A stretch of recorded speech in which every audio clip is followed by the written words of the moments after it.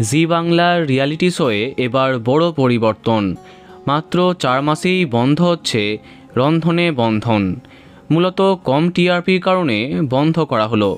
তবে দর্শককে বেশি মন খারাপ করতে হবে না, কেননা আবার ফিরছে জি বাংলার প্রভূত জনপ্রিয় শো জি বাংলা রান্নাঘর।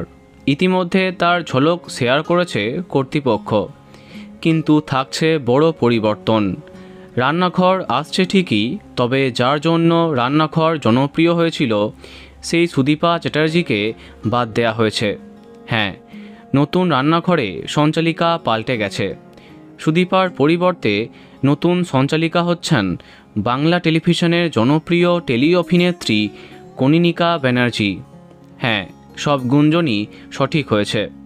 সম্ভবত প্রথমবার রান্না শো সঞ্চালনা করবেন তিনি। তার কথায় অনেক বছর পরে সঞ্চালনায় ফিরলাম। প্রথমে সঞ্চালনা দিয়েই আরম্ভ করেছিলাম, মাঝে 20 বছর আমি সঞ্চালনা করিনি, শুধু অভিনয় করেছি। তবে আশা রাখছি ভালোই করব, বাকিটা সময় বলবে। সুদীপার প্রসঙ্গে তিনি জানান, সুদীপার পরিচিতি রান্নাঘরের মাধ্যমে। সুদীপা সঞ্চালনাই করে আর আমি অভিনেত্রী।